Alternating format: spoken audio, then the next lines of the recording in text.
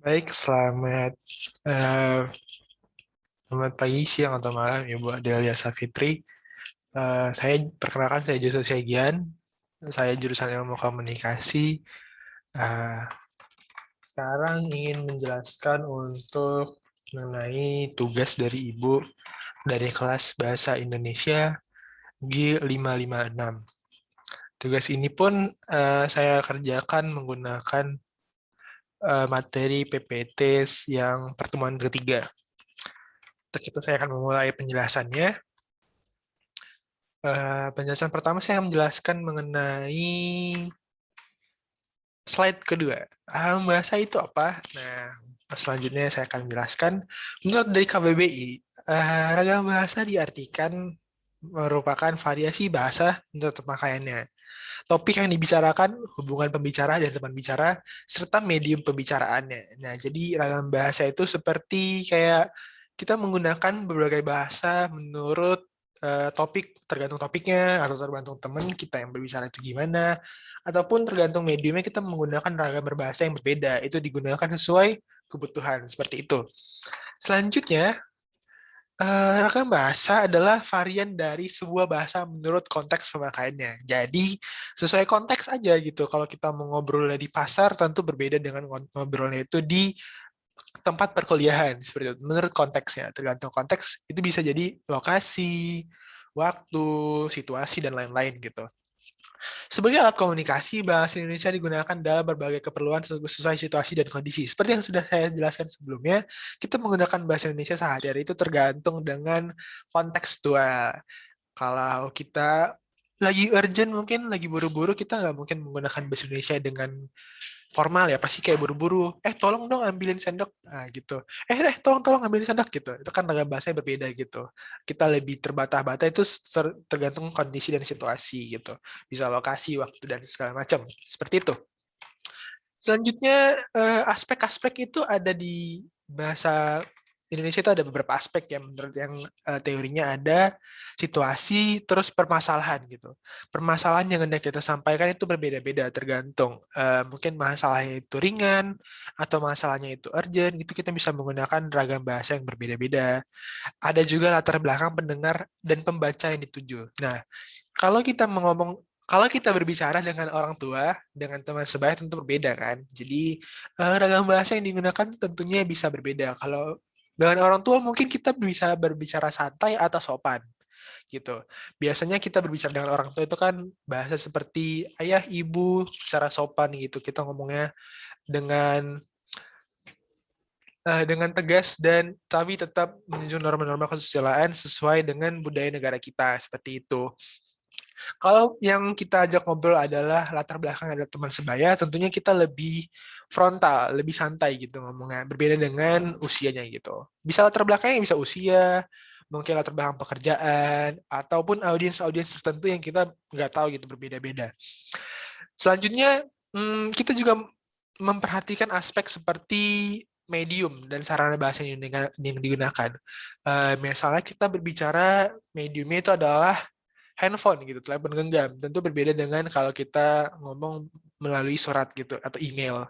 Nah, misalnya kita kalau ngomong dengan atasan di tempat kerja atau ngomong dengan dosen di perkuliahan gitu, kan bisa langsung kayak kita angkat tangan di kelas gitu. Bu, permisi saya mau nanya gitu.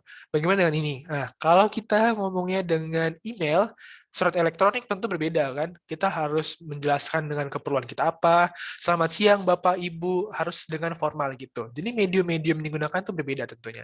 Seperti itu aspeknya. Lanjut ke slide selanjutnya, aku jelaskan ini mengenai perspektif ya. Ini kan ada kedua orang di sebelah kanan dan kiri.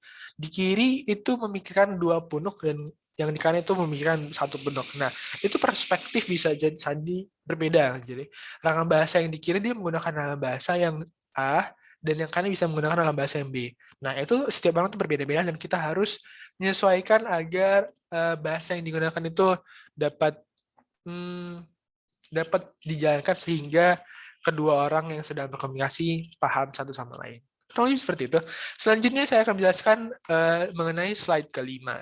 Nah, slide kelima ini adalah penjelasan mengenai untuk menghindari adanya kesalahpahaman berbahasa, kita perlu memilih ragam bahasa yang tepat dalam berkomunikasi. Itu sesuaikan ya, kita menggunakan ragam bahasa itu disesuaikan dengan keperluan. Jadi agar tidak terjadi kayak miskomunikasi, ketidakpahaman, bentrok dan segala macam, kita menggunakan ragam bahasa yang tepat gitu, sesuai dengan kebutuhan kita. Selanjutnya saya akan menjelaskan mengenai slide ke-6. Komunikasi adalah proses penyampaian informasi dan pengirim ke penerima gitu. Saya sendiri, Ibu, merupakan mahasiswa ilmu komunikasi angkatan 19 dari UPN Veteran, yaitu Fakultas FISIP. Jadi saya belajar mengenai proses komunikasi secara sederhana dan secara umum di jurusan saya. Dan komunikasi merupakan penyampaian adalah benar. Jadi kita harus ada dua orang, komunikator dan komunikan tentunya kalau komunikasi secara verbal. Itu kalau komunikasi dua arah. Ada juga komunikasi satu arah, itu seperti yang di bawahnya itu perlu komponen seperti pesan, alat media, komunikan, dan feedback. Misalnya kita ingin menyampaikan sebuah pesan di media sosial gitu, pemberitahuan, ataupun di mading gitu. Itu kan secara tulisan. Nah, itu komunikasinya terjadi secara satu arah. Jadi memerlukan media seperti alat tulis, seperti media sosial, internet, dan segala macam. Itu membutuhkan pesan-pesan seperti itu agar orang-orang dapat agar pesan dapat disampaikan kepada orang-orang yaitu komunikan penerimanya. Nah, untuk komunikasinya agar full terjadi secara efektif diperlukan sebuah feedback gitu, tanggapan dari pembaca ataupun penerima pesan tersebut agar komunikasi dapat berjalan dengan baik. Seperti itu. Selanjutnya kita akan melihat mengenai ragam bahasa dibedakan berdasarkan apa. Nah, ragam bahasa dibedakan berdasarkan topik pembicaraan. Nah, topik pembicaraan ada banyak kan, ada sosial, ada politik, ada ilmiah seperti sains, ada jurnalistik, sastra, pemerintahan, dan lain-lain gitu. Bisa ekonomi, mungkin bisa kesehatan. Nah, topik pembahasan itu menggunakan ragam bahasa yang berbeda tentunya. Orang politik pasti berbeda dengan orang saintifik ataupun ilmuwan. Pasti berbeda. Kalau orang-orang politik itu biasanya omongannya itu lebih hmm, diplomatif dan seperti kayak ingin sampai kepada tujuannya. Tujuan itu berbeda-beda setiap orang. Tapi kalau orang saintifik, orang ilmiah, kalau menggunakan bahasanya itu biasanya berdasarkan fakta, data gitu. Dia ingin menyampaikan apa yang sebenarnya terjadi itu sesuai empiris seperti itu. Selanjutnya ada gaya penuturan formal dan non formal.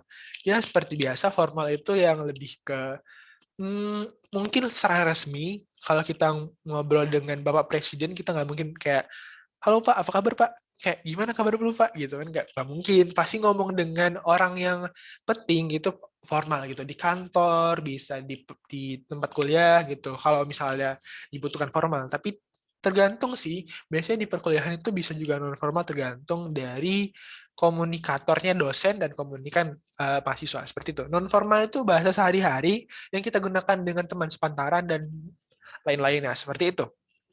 Mediumnya itu tulisan dan tulisannya. Mediumnya sebenarnya banyak, ada kayak media gitu kayak Instagram, ada Line, ada WhatsApp, bisa juga kayak ngobrol seperti biasa, ada YouTube, itu bisa digunakan kayaknya medium, bisa dijadikan sebuah medium, lisan dan tulisan. Kalau lisan itu di media sosial seperti di YouTube ya, itu kan dia lisan ngomong secara langsung, YouTuber atau pembuat konten dengan audiens ya, penonton. Nah, kalau lisan itu seperti kayak kita lihat-lihat di Instagram mungkin, atau lihat di mading, atau lihat informasi di sebuah sari kertas gitu, itu merupakan lisan. Lanjut. Selanjutnya kita akan bergerak ke slide ke-8 ini mengenai ini klasifikasinya sudah saya jelaskan. Lisan ada formal dan formal, formal dan non formal, tulisan dan ada formal dan non formal. Selanjutnya yang penting adalah ciri-ciri ragam bahasa lisan. Nah, ragam bahasa lisan membutuhkan orang kedua, yaitu lawan bicara, untuk kita berkomunikasi. Kalau kita ngobrol dengan misalnya saya ngobrol dengan teman saya, tentu saya membutuhkan orang kedua untuk dapat menanggapi agar dapat menerima apa yang saya maksud gitu. Nah, bahasa lisan ini tergantung kondisi ruang dan waktu ya, bisa non formal dan formal gitu, seperti yang sudah saya jelaskan. Bahasa lisan tidak memperhatikan gramatikal, hanya perlu intonasi dan bahasa tubuh. Nah, bahasa lisan tidak menggunakan bahasa yang formal biasanya. Dia tidak membutuhkan kayak kaidah-kaidah yang penting sesuai bahasa Indonesia, ejaan yang benar, dan bahasa lisan itu lebih memprioritaskan kayak intonasi dan bahasa tubuh seperti yang sedang saya lakukan. Karena biasanya komunikasi yang baik itu menggunakan kayak gestur-gestur agar pesan yang disampaikan lebih tepat dan juga intonasi yang bagus gitu. Bahasa lisan itu berlangsung dengan cepat. Kita dibandingkan dengan bahasa tulis itu berlangsungnya lebih lama gitu. Kalau tulis kita misalnya email ke teman kita membutuhkan waktu untuk dapat feedback.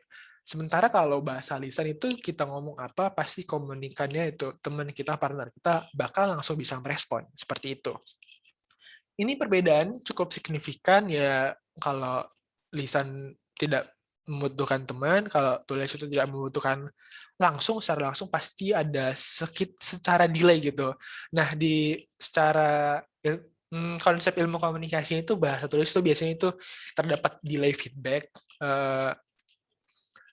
dari antara audiens yang membaca dengan penulis gitu, komunikatornya seperti itu.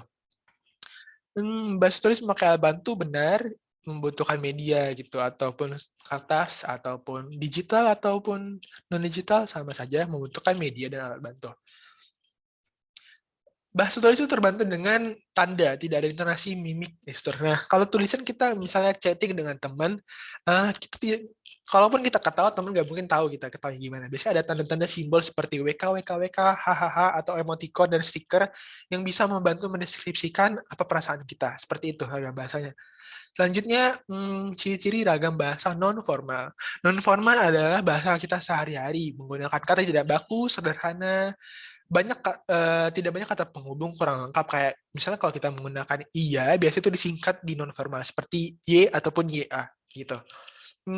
Ini ada contohnya, biarin kayaknya bikin itu merupakan bahasa non formal. Biarin itu formalnya adalah biarkan, kayaknya itu adalah sepertinya, bikin adalah buat, itu bahasa-bahasa yang non formal seperti itu. Tapi itu tidak apa-apa dipakai sehari-hari dan semua orang biasanya paham seperti itu. Ragam bahasa tulis non-formal. Ini ada contoh bahasa tulis non-formal, yang kanan adalah bayar di online shop atas nama Bruno Mars, no pesanan. No itu biasanya disingkat menjadi nomor, seperti itu. Biasanya kalau bahasa tulis non-formal itu ditulis kepada kerabat gitu, toko daring, hal-hal yang tidak memerlukan kaidah pasti gitu. Kalau yang formal kan biasanya itu kan harus sesuai dengan KBBI, sesuai ejaan, memperhatikan unsur gramatika yang benar. Itu kayak kita menulis skripsi, menulis tugas pradosen, itu membutuhkan kaidah-kaidah yang resmi dan menghindari unsur-unsur yang tidak diperlukan. Seperti itu. Selanjutnya saya akan menjelaskan mengenai contoh ragam bahasa tulis non-formal. Ini adalah bahasa tulis non formal. Maksudnya lisan non formal. Lisan non formal adalah kayaknya seperti kita bergosip gitu. Ini ada contoh kasus Lambe Turah. Lambe Turah menggunakan bahasa tulisan. Lambe Turah itu mencontohkan bahwa bergosip menggunakan bahasa sehari-hari gitu, non formal. Ini kalau kita ngobrol santai dengan teman-teman sehari-hari seperti itu. Selanjutnya saya akan menjelaskan mengenai contoh penggunaan bahasa lisan formal. Formal itu biasanya ketika berpidato, presentasi di depan kelas, ataupun dengan untuk tugas dan kantor.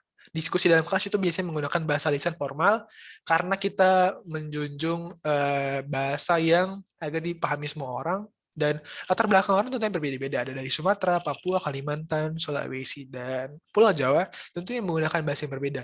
Presentasi di depan kelas harus menggunakan bahasa formal agar semua orang dapat memahaminya dengan baik.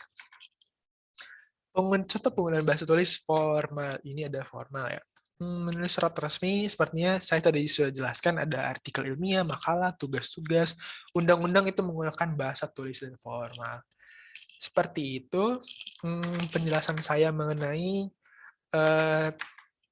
pertemuan keempat, yaitu ragam bahasa.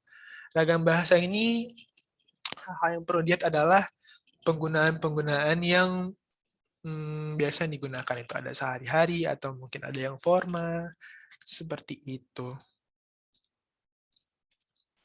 Ini topik yang membedakan biasanya itu juga ada gaya penuturan gitu. Biasanya umur itu membuat seperti ada gap yang membedakan antara orang tua dan anak-anak.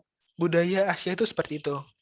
Beda cerita dengan budaya Eropa dan kewesternisasi. Biasanya mereka tidak tidak memprioritaskan umur sebagai pembatas, namun kita menggunakan budaya yang sesuai dengan norma-norma kesusilaan. Jadi orang yang tua itu biasanya lebih dihormati dan menggunakan ragam bahasa yang lebih formal seperti itu. Terus konteks pembicaraan juga penting kalau kita ngomongnya tentang berbicara belanja di pasar gitu. Tentu berbeda dengan konteks pembicaraan kalau kita berbicara di kantor polisi gitu. Kita menggunakan bapak ibu yang normal, kalau kita di pasar itu lebih santai kayak bisa menggunakan bahasa sehari-hari, bisa menggunakan bahasa daerah seperti itu. Terus biasanya media itu penting soalnya sekarang ini media sosial itu bisa dijadikan salah satu contoh kasus penggunaan ragam bahasa yang sangat luas.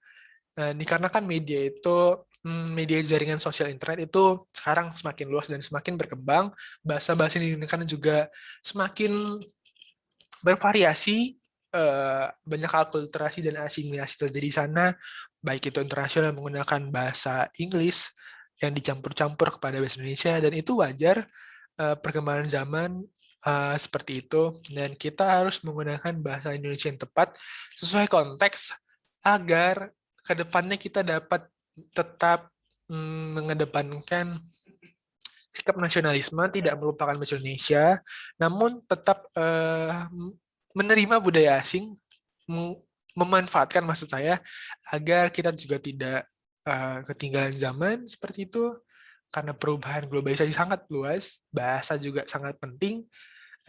Inti dari bahasa itu agar kita menggunakan ragam bahasa yang tepat agar teman-teman kita paham tentunya.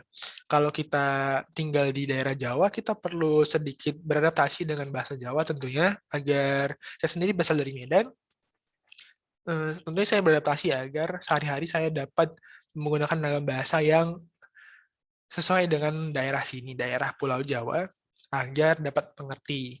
Seperti itu. Itu saja penjelasan saya mengenai ragam bahasa untuk Ibu Adelia Safitri. Semoga penjelasan saya dapat dipahami. Terima kasih untuk kesempatannya. Terima kasih sudah mendengarkan penjelasan saya. Mohon maaf apabila saya ngomong kecepatan ataupun sulit dipahami. Semoga tugas ini dapat diterima dengan baik. Terima kasih.